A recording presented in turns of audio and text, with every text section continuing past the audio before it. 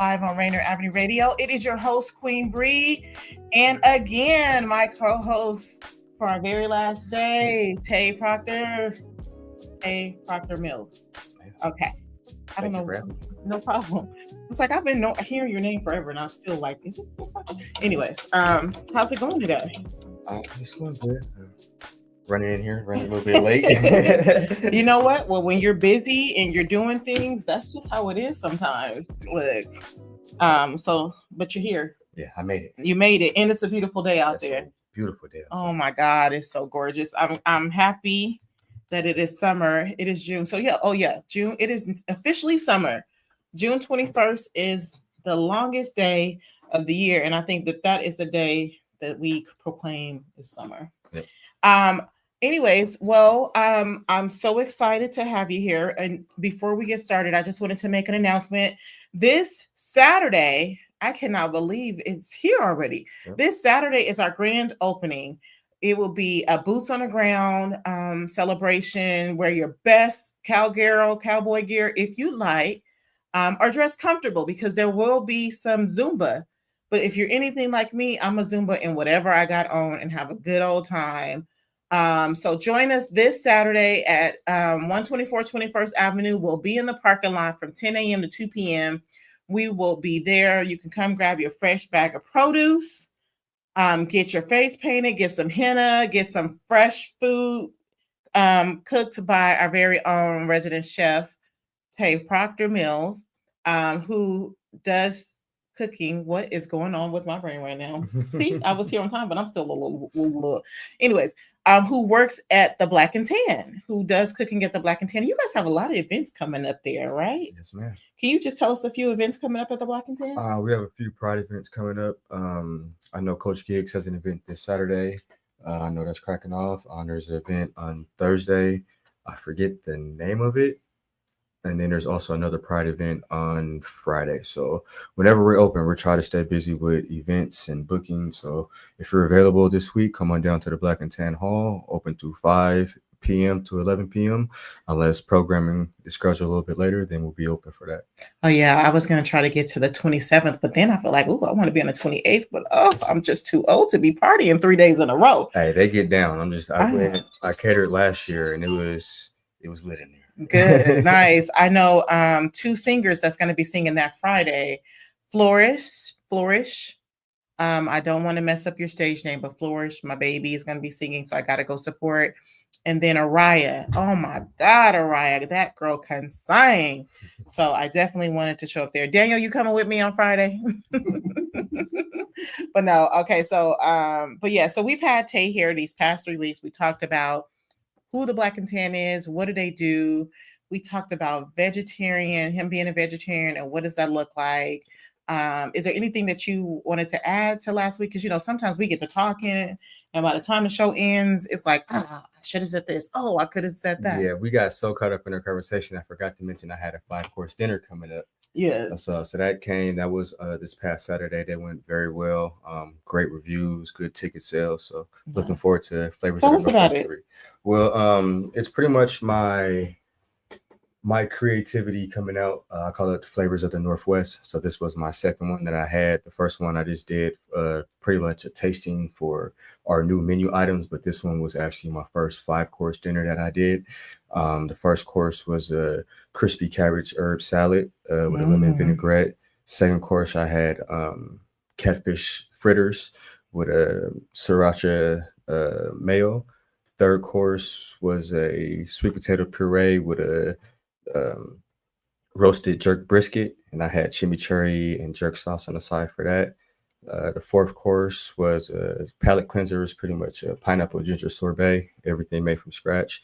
And then the last course was my chef life pie. So I made many sweet potato pies and many lemon fruity pepper cheesecakes. That sounds good. And so is that the one, or is this the one we're going to talk about, the one where you pair it with your wines, or did you pair wines with that too? There was wines paired with it. There was a couple cocktails that was mixed with it as well. But the one that we're going to talk about is with me and 9 other wonderful chefs and local Black breweries and wineries, and that is called Back to Our Roots. That's going to be at the African American Museum.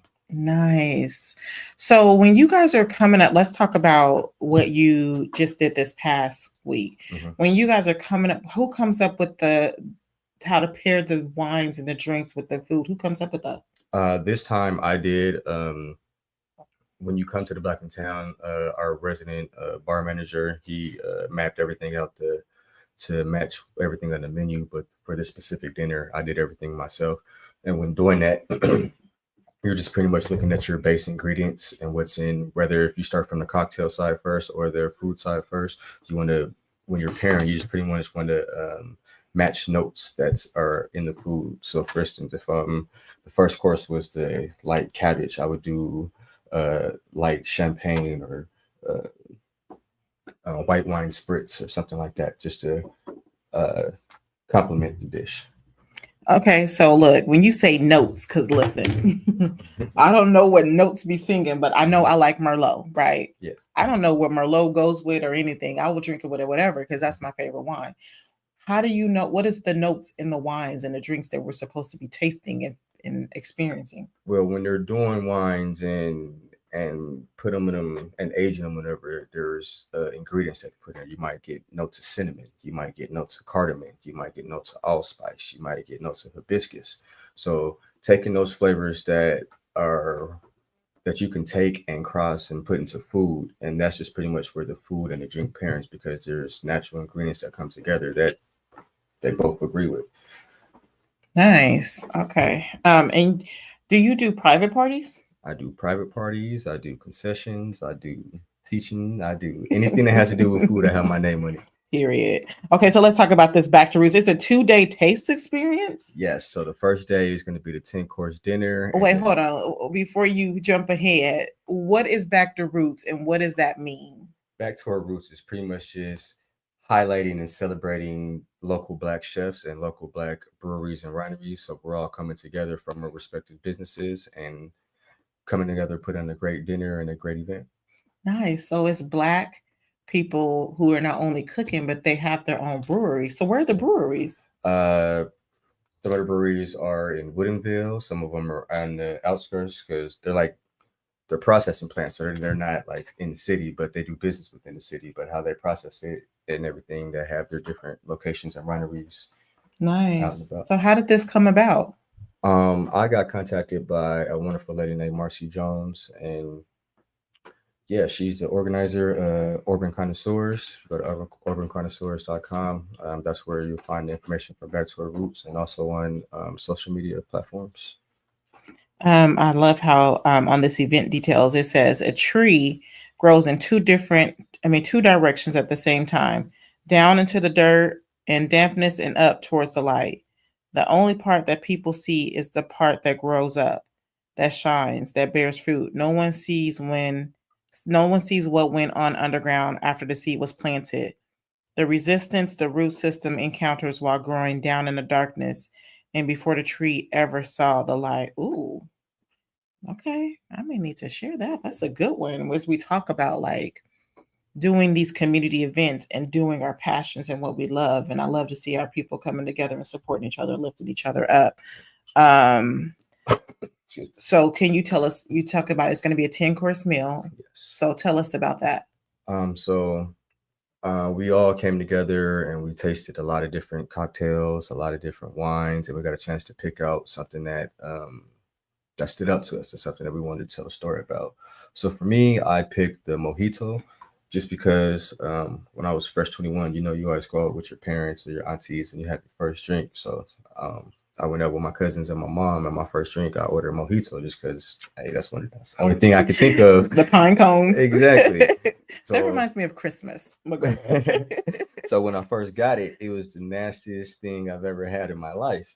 So then you come full circle to this moment where I have an opportunity to be with these great chefs and great brewers and wineries. I tasted the mojito and it was the best. So it depends on who cooks it? I mean, drinks it, makes it? Yes. Like Shout out to Nija. She's a mixologist. Like whatever she did, like the balance in that, it wasn't. Okay, Yeah, where it can was we find perfect. Naja at? Because I want to taste. I want to taste the mojito that's good. Because every time I taste it, I'm like, all I taste and smell is pine cones. Yeah, I mean, she's part of the Back to Her Roots as well. She'll be doing the cocktails and everything. But I picked that just because I can tell a story off of that. And in that mojito, there's coconut, there's notes of hibiscus, there's one other thing. So I decided to do hibiscus and tamarind glazed salmon with a coconut pineapple Me and Danny fried are gonna need a rice. plate. Okay, you just drop it off on a Tuesday between 12:24. We'll be here. I mean, if you can't make it to the I'm back, gonna try to make it to the back. my Roots. dish is definitely going to be part of my next Flavors of the Northwest 3. So if you can't make it to Back to the Roots, you'll be able to have that dish in the Flavors of the Northwest 3 at Black and Tan Hall. And sorry, I didn't mean to cut you off. I was like, you just making me hungry. It's time for lunch, y'all. I ain't ate, but okay, keep telling us about your dish. I'm sorry. Oh no, I mean that was pretty much the dish. Okay. Yeah, just picking the flavors and everything to match with the mojito. And to be honest, like looking at all the other chefs and what they're doing, I think my dish is like probably on the very low end of what these other chefs are about to bring to the table and show. So I'm excited to be amongst these other chefs and be able to grow and touch elbows and pick up some things from them. Nice. And I'm pretty sure it's not annoying. You seem so very humble, and you coming like blot out. This is what I got, and it's right up there with them. But so what are you most looking forward to this event? For me, just like I said, mentioning these other chefs, just being in the same room and being able to, I feel like this is my, I like, this is what I've been working for. This, I made it moment. It's like I made it, mama, I made it. Exactly. It's like, there's some amazing chefs that's a part Tell of us this about journey. them. Who's going to be there? For one, my guy, Chef Jacob Howe, he owns a grand restaurant in Tacoma. Chef Emmy, she's amazing. She's working on her cookbook right now. I believe she's been on Food Network a few times. There's a few other I'm mixing their names up. I don't remember the names. Oh, it's okay. Here, let's pull it up. Like, we got these old man eyes. We can't see that on the screen. But the good thing about the Back to Our Roots is not just a group of people that do the same thing. It's a group of people from different backgrounds and different cultures that are bringing different aspects of what they do and their vision of food together. Nice. So we have Nicole Camp with Lachelle's Wines. Yep. Oh, wow. I love it. Emmy Collins. Yep. At Bayana and Dishing Up's Disport. Did I say that right? Bayana. I think you checked that a little bit, but it's all right. I'm trying to look. It's so close. It's so close to what people call me as Brianna, but it's like Bayana. Then we have Warnessa Victorian from Lizzie Lou's too. Oh my God. Yeah, so if you've been to Lizzie Lou's, you already know what's up with that. Listen, that shrimp and grits bowl was ridiculous. It was so good and packed full of flavors, packed to the brim, just good. That's from Lizzie Lou's, and that's in Tacoma. And that one was in a weird spot, but it's it was in the Harley Davidson. Yeah, the Harley Davidson. So if you see Harley Davidson, you're in the right place. Yeah, I thought right I was by the bridge. Yeah, that food, ooh, good. Sabrina Tinsley. I can't even pretend. I'm not going to kill their business names. Denzel Johnson. Where can they find more information out to see who these people are and where they can find them? Social media. I'll be releasing a social media link that has all their information and all their restaurant names and where you can find them. I will have the information on my social medias in the next 2 days for you guys. Did we talk about where they can find you? You can find me at the Black and Tan Hall. My social media is Chef P206. You find me on Facebook, Tay Proctor-Mills Jr., blackandtanhall.com. My personal website is cheflifenorthwest.com, cheflifenw. So yeah, that's where you can find me. Nice. So what can we expect this Saturday for our grand opening? What are you going to be cooking again? Well, or making if you're not cooking? I talked to Show the other day, and I'm getting a basket of lettuce, radishes, mustard greens, and collard greens. So I'm gonna do a little salad with the lettuce and the radishes with and bring back my lemon vinaigrette that I did from my last tasting. Nice. With the greens, I'm gonna do a not traditional. I'm gonna do a vegan vegetarian collard mustard mix.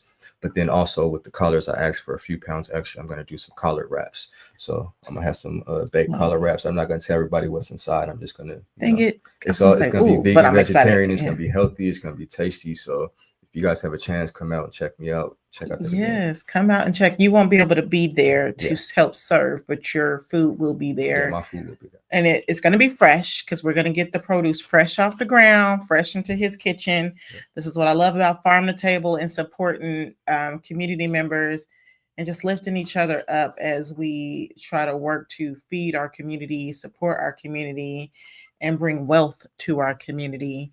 And hopefully we can get real relationships where we can consistently get some produce into the restaurant. Definitely.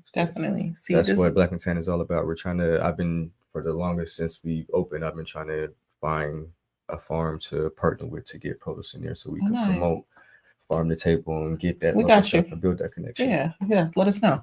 We appreciate that. This is what we do. We want to be able to get in there and and support people as well and have our produce where everybody can taste it. I know since 2020, our people are coming back to fresh produce, back to farming and understanding what that means. Before it was always, we would pair things to slavery. And there's a lot of things that we are slave to, but learning how to grow our own food is not something that we are slave to. That's actually liberating us and freeing us. And so having that conversation and that education and that community built around food, I'm so looking forward to it because as we tell our story with Clean Greens, we're giving out the produce. You guys have a story too with the Black and Tan, which I'm still in awe of. And then bringing those two communities together is going to be something to experience. And I can't wait. Absolutely. So what else projects are you working on what can we look forward to this summer? Are you still fixing that calendar up? Man, well, I got the Clean Greens. We got the Back to the Roots. Actively working on Flavors of the Northwest 3. So that's going to be sometime after the Back to our Roots. So I'm just getting the menu and everything for that. And then you can just see me growing. Just follow me and watch my journey. How does it feel to have, because you're at this event and you finally feel like I made it. Yep. What does it feel like to think back where you started and where you're at now? What feeling comes up for you? I just start crying. I love that you said that. We didn't really touch on it this month, but June is Men's Mental Health Month.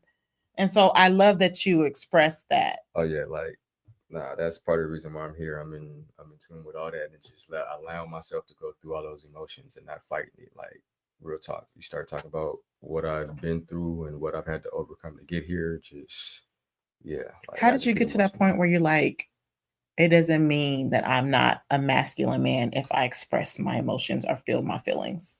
Just because I know, like I tell people up top, don't let these tears fool you. Like I'll still, So it's like, when I was younger, it's like, it wasn't no reaction. It wasn't no, I'm just reacting. Like it wasn't no thinking. So when you grow and you have to start, thinking about stuff. Now I'm mad because I can't do what I want to do. So you see the tears coming out, like, nah, like these ain't tears because I'm soft. It's tears because I really don't care.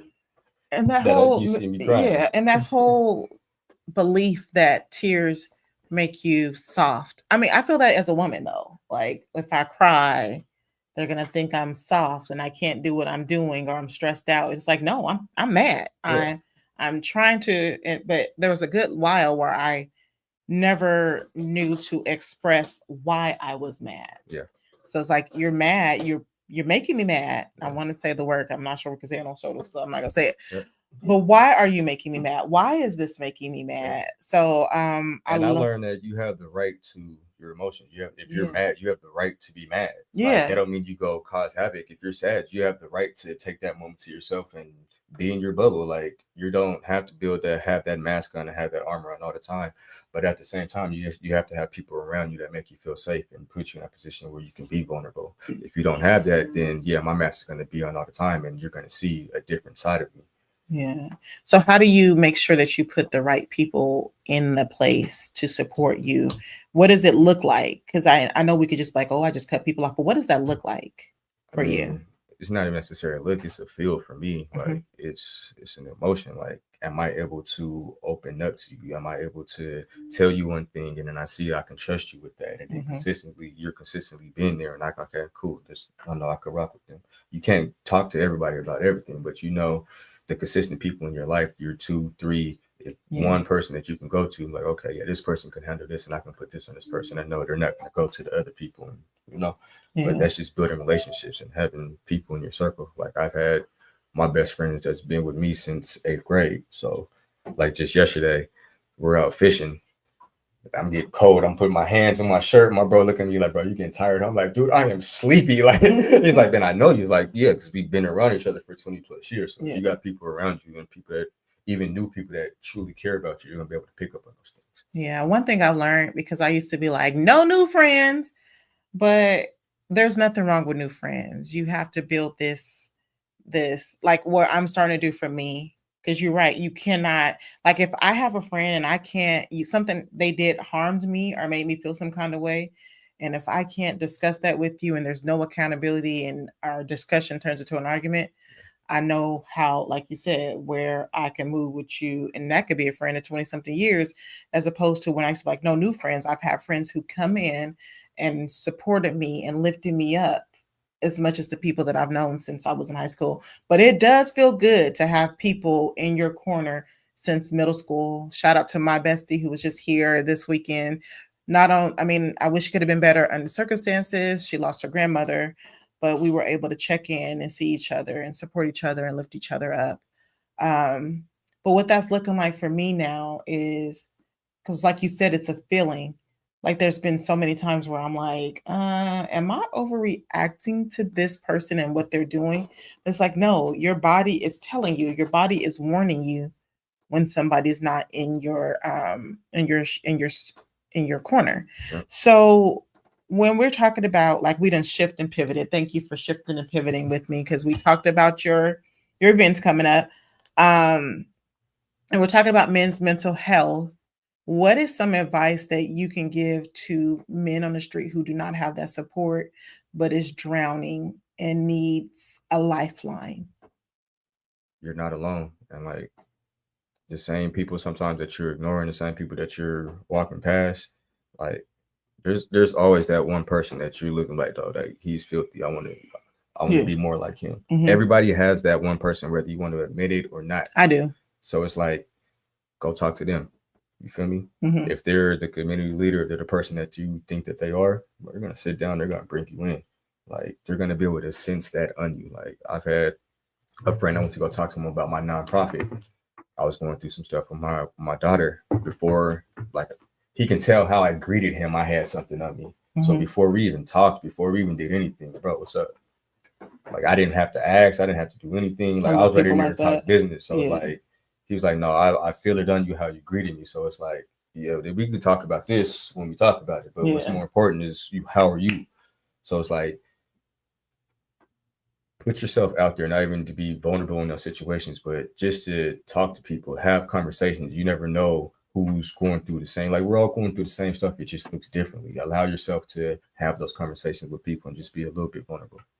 Nice. Vulnerable. That's the word. Nobody wants to be vulnerable, but vulnerability is that's what you need to get to where you want to be. And you can still protect yourself and still be vulnerable at the same time. Yeah. You can be calculated with your vulnerability. Yeah. It's, what did they say? It's chess, not checkers. Yep. I play the game of life, chess, really well, but I do not know how to play the game chess at all. But I know how to be strategic and, know who's around you. One of the best things that I've learned too is when you're in community with people is checking in before you get to business. Just, how you doing? How you feeling? Because people don't understand that when you show up, your energy, I know there's different talks and takes on what it means when you feel someone's energy. Some of it is childhood trauma that you've learned how to be in tune with other people's energies. But sometimes people's energy, you can feel it. You can feel when they're sad. You can feel when it's off. You can feel when these aren't the people, and you got to learn to trust your body. Yep. So I'm happy we were able to have that little piece of mental health for our men. And I loved how you spoke about being vulnerable and tears of joy or tears of sadness, being okay. It's okay to be angry. It's okay to sit in those feelings, but don't go off and act. You got to sit and talk and sit and meditate and figure it out. And I love how you, and yeah, last week when you talked about how you changed your food and the discipline and how you noticed how your body was feeling and how you stayed in tune. Yeah, it's all connected. You just got to pay attention. Just, if another advice if I can give, just take a step back and just pay attention to the things around you. Like it all connects to the spiritual conversation we had. Just being able to sit back and look at the things that's going on and seeing, okay, what does that mean? And being able to research things that you're seeing, that you're feeling, that don't, that comes with it. Yeah. Okay. Well, that's time. This be going by so fast. I appreciate you for coming in. Tell us what's going on. Back to the Roots. It is a 10-course meal with multiple chefs. Yep. When is it? Where can they purchase tickets? You can purchase tickets at urbanconnoisseur.com. It's a 2-day event. If you just want to come to the dinner, that's going to be a $90 ticket. And then if you want to enjoy the second day as well, there's a package for that. And then the second day is more like a pop-up with all the different vendors. It's not just going to be the people that's going to be there. It's going to be a lot of different Black-owned vendors that's going to be there as well. Nice. I believe Fats Chicken and Waffle is going to be there and have a booth. So it's going to be a lot of people that you see on the flyer, and then a lot of other people in our community as well. What's the dates and times? June 11th and I believe July 11th and July 12th. July 11th and 12th. Okay. Do you know around what time? Ooh. You could check the flyer out. No, you're fine. You're fine. I was just asking before, they squint on a thing. But if you follow Chef Tay 206, CHEFTAY 206 on Instagram, he will upload the information. And if I can upload it, I will. And I want to be there because that sounds so fun. Thank you. And thank you for taking the last 3 weeks out to be here and talk about all the good things that you're doing. I appreciate you for blessing us with your experience, your knowledge, and your advice. Thanks. Thank you. All right. Up next is Phil M.